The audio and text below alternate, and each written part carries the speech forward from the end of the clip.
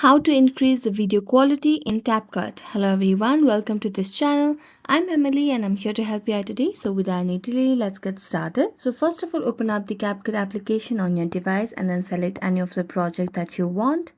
After selecting on the project, you can make necessary edits and changes that you want from the menu bar at the bottom of the screen, from your editing, your audio, your text, and adding overlay or effects to your video.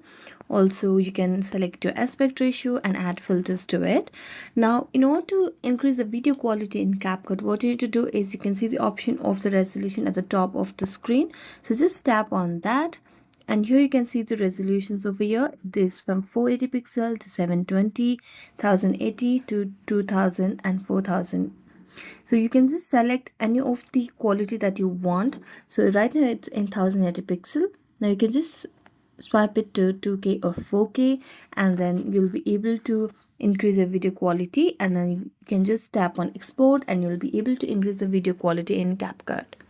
So thank you so much for watching this video. If you enjoyed watching it, don't forget to like, subscribe and hit the bell notification for more updates. That's it for today. See you.